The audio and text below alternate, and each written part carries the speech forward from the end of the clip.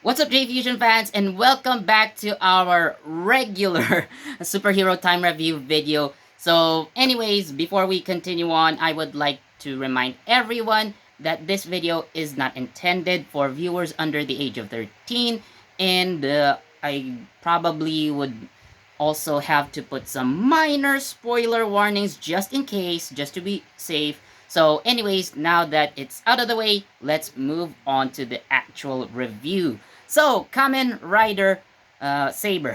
I was almost about to say Zero One Force of Habit, but yes, Kamen Rider Saber. Now, to summarize what happened today, basically we are introduced to Rintaro, aka Kamen Rider Blade. Z. Seriously, who came up with that name and why am I still thinking, you know what, we should just probably bring back Kazuma Kenzaki and call it a day. Seriously. Toei, what is up with that lazy naming? I mean, sure, the rider is cool and all, but the name reminds me too much of Kamen Rider Blade. Might as well call him Blaze, even though his element is water. That doesn't make sense, but at least the naming is original. Okay? I'm done ranting. Okay, I look like I'm talking to someone, but no, I'm actually alone. But anyways, Kamen Rider Blades. So we are introduced to Kamen Rider Blades, and also we finally get to meet the Sword of Logos. Now, specifically their how do you say, a mentor. So we also meet Sophia in this episode, and of course, we also have our monster of the week. And what's interesting about the monster of the week is that there are two of them. So basically, we get a two-in-one monster of the week, probably to showcase how Saber and Blades would fight together, and I think that's cool. And the monster of the week, fascinatingly, has a kind of a backstory to it. So we have two monsters, but they actually come from one story. Now, if you guys have heard of Aesop's Fables, which is, by the way, a classic Greek piece of classic Greek literature. So it comes from one of the stories in Aesop's Fables entitled "The Cricket and the Ant." So of course, from the title alone, you would expect a cricket-based monster and an ant-based monster, which of course were the monsters for the week. And we also see here today kind of the debut of the Jack and the Beanstalk Wonder Ride Book and the Peter Pan Ride Book. I know it's not exactly named those things, but yeah, from the stories alone, we can basically call them those. So we do see the Jack and the Beanstalk in action, but we also see the Peter Pan Wonder Book or Wonder Ride Book. But it wasn't used. They do obtain it, but they don't use it yet. When they obtained the Jack and the Beanstalk Ride Book, they did use it. Now, that's basically what happened. Nothing special plot wise, but just an introduction. However, at the end of the episode, we are introduced to another member of the Sword of Logos, and obviously another Kamen Rider. So you can probably guess who that is. Now, as for the enemies, they're just up to their usual plots, taking like their plan to complete this ancient powerful book of creation. So let's just leave them there for now. Now, this episode, of course, we do see the first use of the actual opening theme song. What else? So we do see here, like I've said earlier, the debut of the Jack and the Beanstalk Ride Book, and yeah, that's basically it for now. And I would say, like, what I noticed in this episode, or rather, what's going to be in the show for, in the coming episodes and probably for the entirety of the show, is the heavy use of CGI, especially when they are taken into the book world into Wonder World. So I guess you know we're going to see a lot of CGI involved, and I would assume that it's only going to cost Toei a lot in terms of production.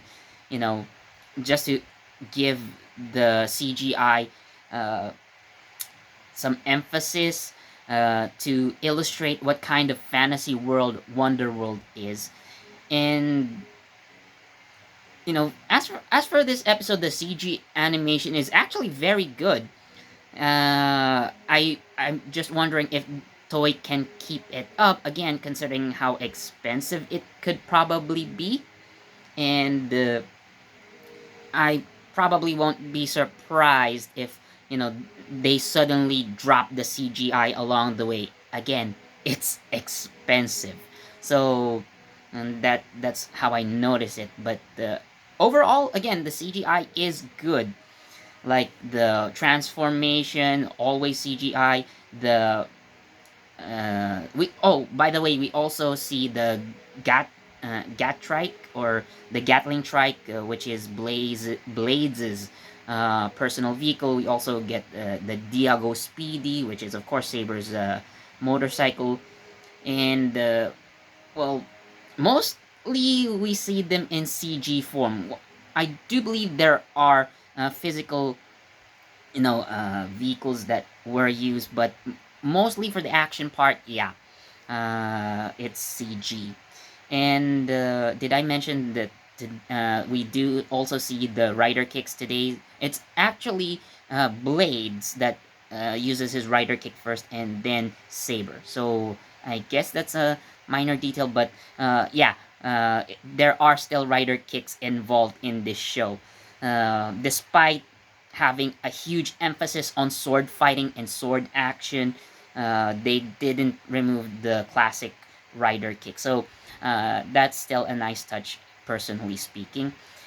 Now, again, like story wise, we do see a little bit, uh, especially now that uh, Toma meets Sophia, so he begins to learn about the Sword of Logos, and what it means to be a Kamen Rider. In fact, he uh, only learns about the word Kamen Rider today after meeting Sophia. So yeah, uh, we will of course meet more members of Sword of Logos. In fact, the preview for the next episode introduces us to another member.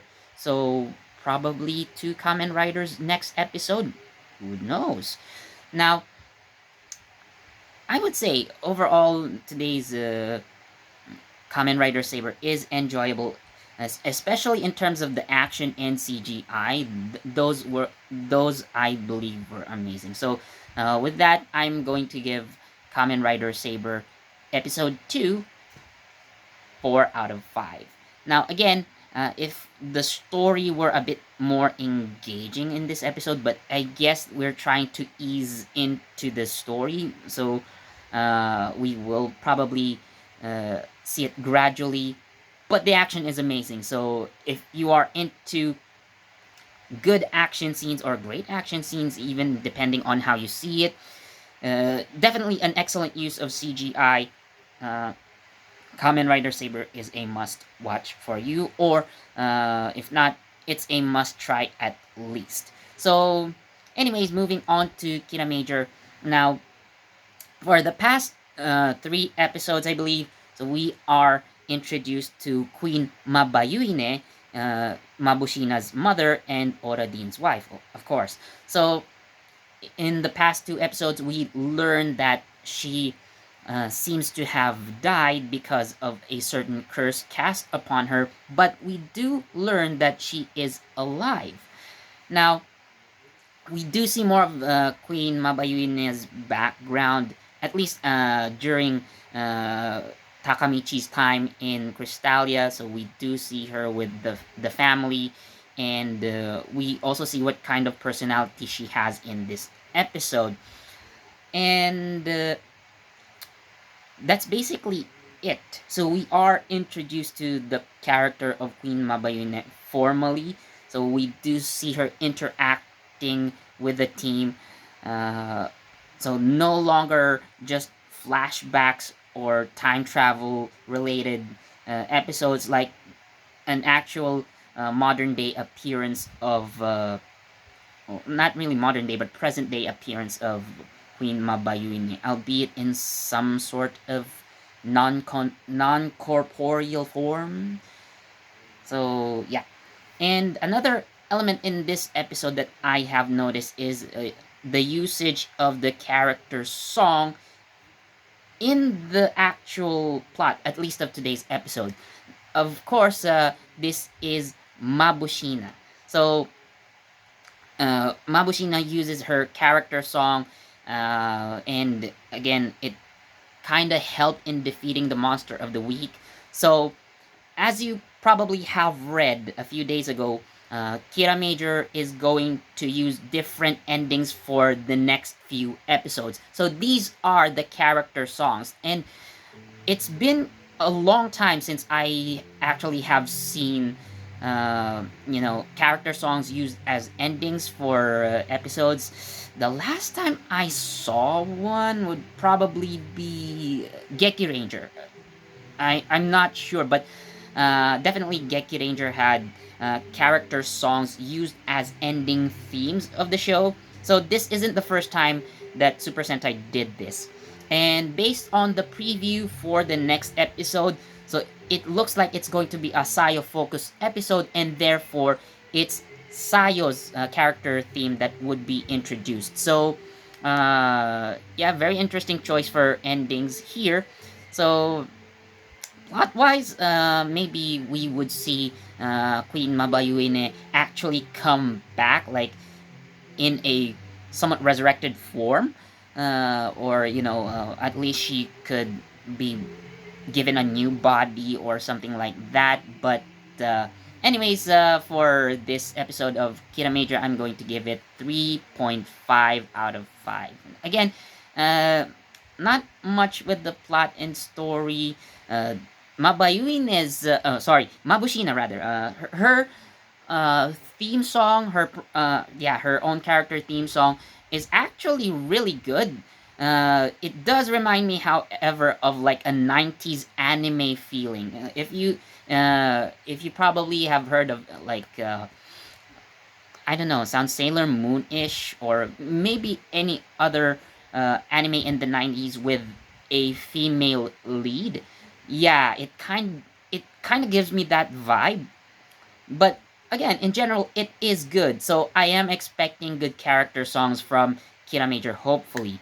Uh, Definitely looking forward to Sena's personal character theme. So again, this would be the system for the next few weeks, and likely we will get the Kira Full Kira Major theme back after all these character songs, which are, by the way, which this segment, by the way, is called Kira Major Song Festival, as King Oradin dubs it, because he's kind of the host of that mini segment in the ending. So, yeah, maybe the Kirame Stones would have their own personal theme songs too. I don't know, but definitely the humanoid characters are getting theme songs. So maybe even Murio gets his own personal theme song. Hmm. Hmm. Hmm. Hmm. Hmm. We don't know. But anyways, yeah, that's one thing that we'll be looking forward to in the next few episodes of Kira Major. So, anyways, that would be all for this video. Hope you guys enjoyed. Please leave a like, comment, subscribe, share this video, and hit that notification bell so you get the latest from JE Fusion. This has been Philip, and I'll see you in the next Superhero Time Review. Bye.